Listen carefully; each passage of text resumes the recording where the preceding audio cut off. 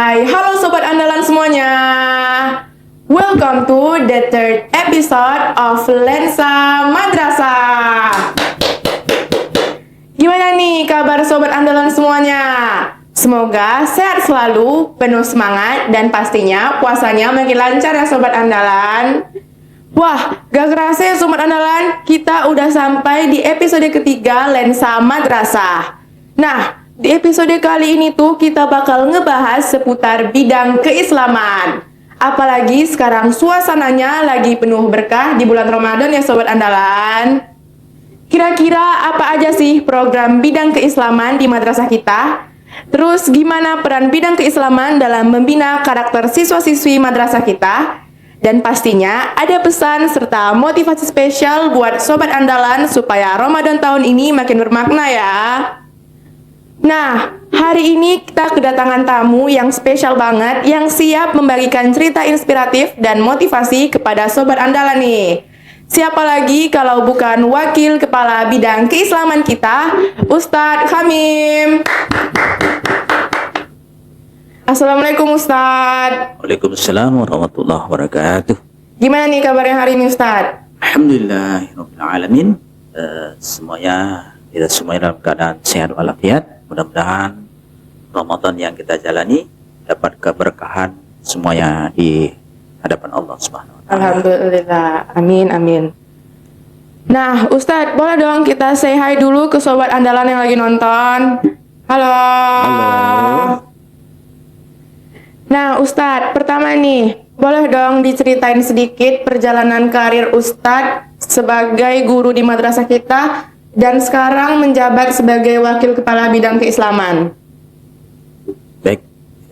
Bismillahirrahmanirrahim. Alhamdulillahirabbil alamin. Wa bihi nasta'in ala umuri dunya waddin. Asyhadu an la ilaha illallah wa asyhadu anna Muhammadar Rasulullah. Wa shalli ala Muhammad wa ala ali Muhammad. Bersyukur kepada Allah yang tidak melihat waktu tepat.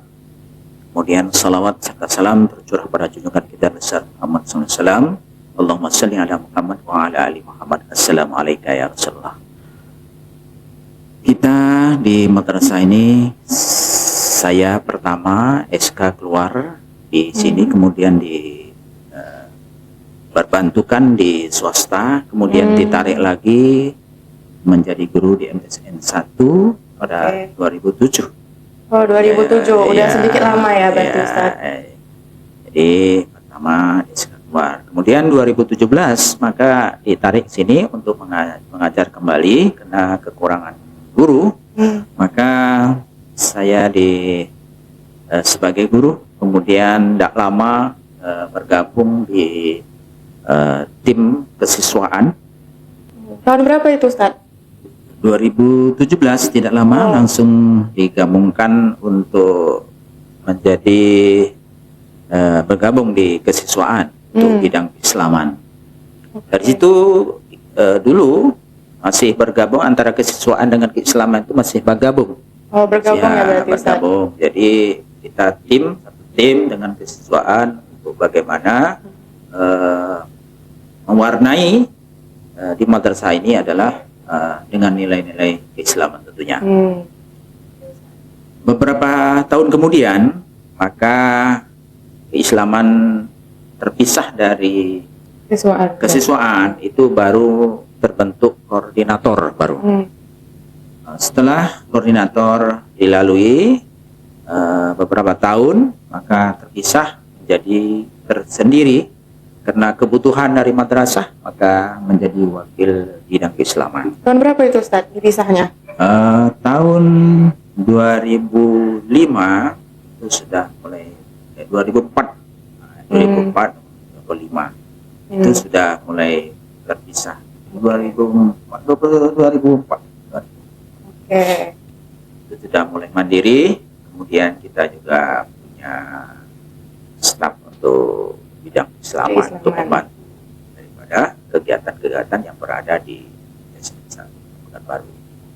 Nah Ustadz, kan tadi dipisah tuh Ustadz. Nah pas dipisah itu Ustadz langsung jadi wakalnya apa jadi stafnya dulu Ustadz? Pertama kita waktu di kesiswaan jadi staf. Baru nanti setelah dipisah jadi koordinator dulu. Setelah tidak selang lama koordinator, maka dipisah lagi menjadi wakil keislaman. Oke, baik, Ustaz. Nah, Ustadz, Alwi penasaran nih, apa aja sih tugas dan peran bidang keislaman di madrasah kita nih, Ustadz? Di bidang keislaman, tentu kita akan mengawal, mewarnai siswa-siswi, juga guru, bagaimana kita mengarahkan kegiatan-kegiatan itu semuanya adalah bernuansa Islami tentunya. Nah, baik itu dari siswa, kita di sini ada pembentukan karakter, kegiatan-kegiatan yang berdampak kepada siswa. Misalnya dibuat di apalagi di madrasah kita ini yang banyak siswanya yang perlu bagaimana pengawalan untuk kegiatan-kegiatan yang nilai Islami, baik itu di halaman madrasah maupun di masjid maupun di kelas. Itu semuanya untuk bagaimana mewarnai tentang tentunya dengan nilai-nilai keislaman. Contoh kegiatannya itu apa, Ustadz?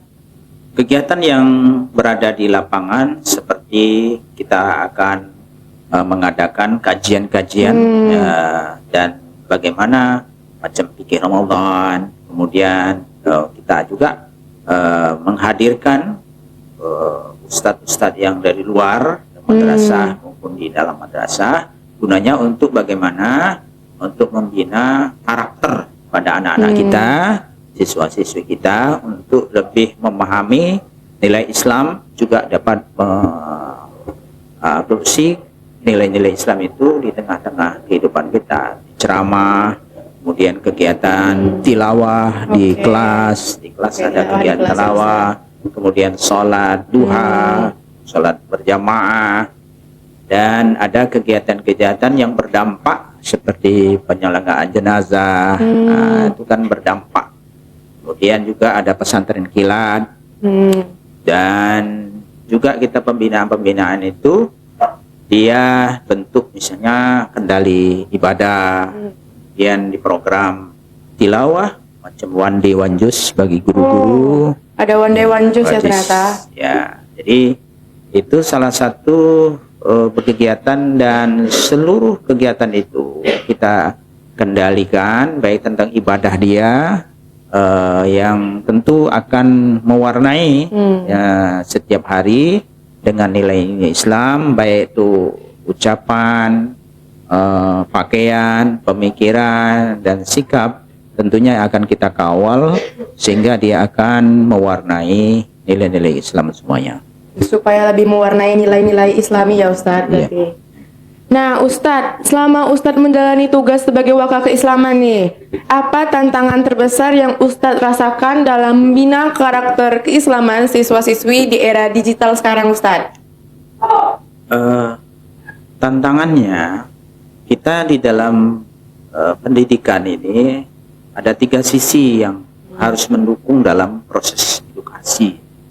Pertama, pendidikan yang ada di rumah. Di rumah ketika seorang tua tidak memperhatikan secara khusus, kemudian dia kegiatan itu tidak memahami dan tidak ambil tahu apa yang berada di sekolah, kemudian di rumah dia hanya melepaskan begitu saja, maka tidak akan konsep atau program itu tidak akan nyambung. Tapi ketika di rumah dia akan bertanya orang tuanya, bagaimana dia pelajaran di rumah, di sekolah, kemudian dia apa pembentukan karakter yang dilakukan. Nah, itu akan menyambung ketika berada di rumah. Kemudian juga yang kedua adalah di lingkungan. Jadi di rumah, kemudian di lingkungan. Ketika siswa-siswi di lingkungan rumah, dia akan bergaul dengan siapa, itu akan berpengaruhi. Ya. Berarti pergaulan itu berpengaruh ya Ustadz? Pengaruh, dampaknya ya besar. Ketika dia apalagi kawan-kawannya tidak menggiring kepada nilai-nilai Islami, sehingga dia akan lari dari konsep itu. Nah, kecenderungan. Yang ketiga adalah di madrasah. Apa program di madrasah itu?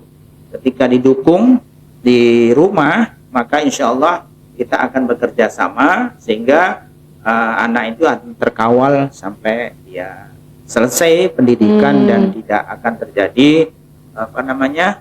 kegiatan yang di luar norma di dalam beragama, tentunya negara Islam kan begitu.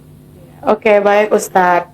Nah, di bulan Ramadan nih Ustadz, program keislaman apa saja yang disiapkan untuk siswa-siswi andalan Ustadz? Program yang Ramadan ini yang pertama adalah kita akan kajian-kajian fikih tentang tarbiyah dan fikih Ramadan.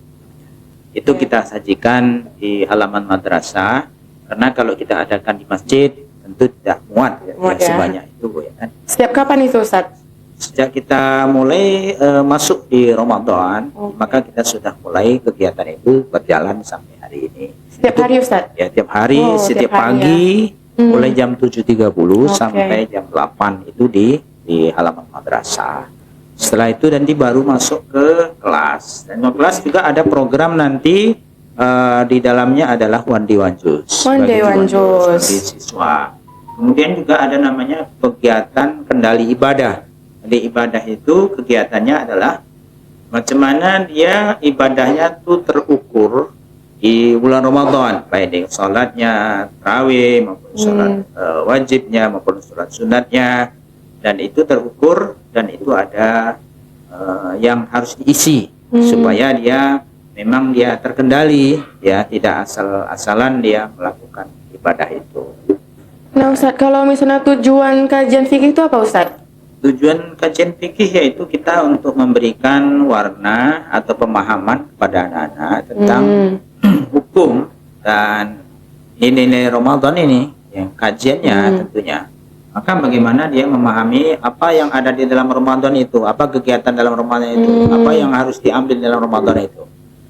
Karena menunggu Ramadan itu lama, setahun sekali. Setahun sekali ya. Jadi itu tentu kita akan berupaya untuk mengambil, menarik nilai-nilai Ramadan atau tarbiyah yang dibalik nilai Ramadan, sehingga nanti setelah Ramadan itu bisa diaplikasikan di luar Ramadan. Tentunya berarti kajian fikih itu biar menambah wawasan ya Ustadz, wawasan nilai-nilai agama ya berarti ya.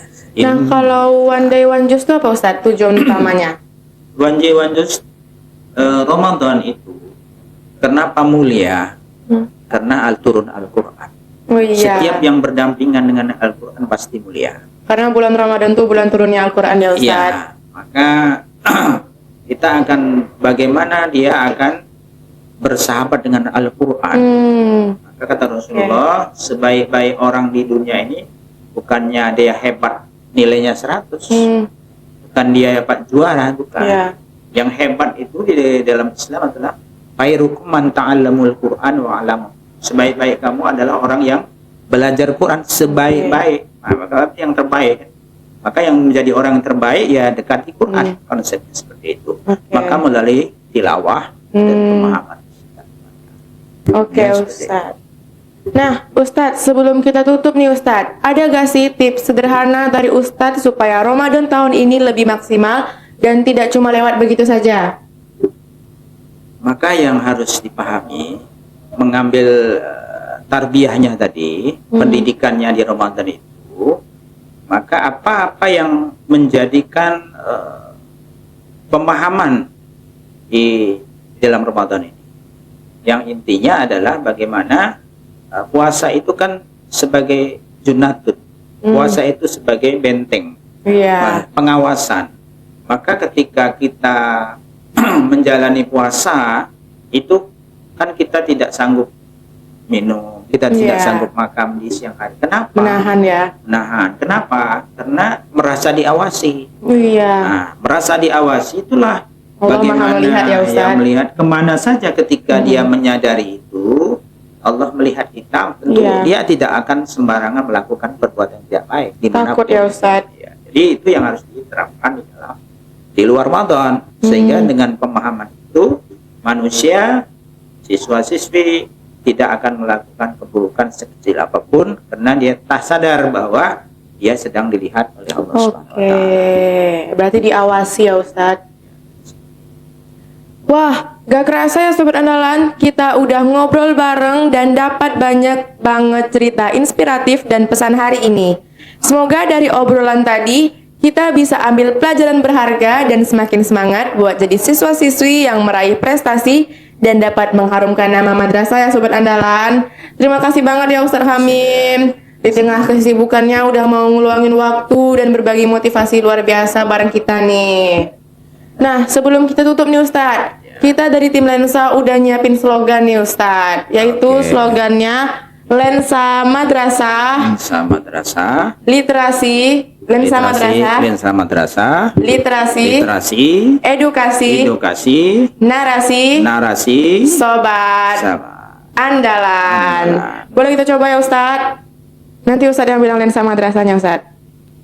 Lensa Madrasah, Literasi, literasi, Edukasi, edukasi, Narasi, narasi, Sobat Andalan. Dadah Sobat Andalan. Don't forget to like, comment, and share. See you on our next episode. Wassalamualaikum warahmatullahi wabarakatuh. Assalamualaikum.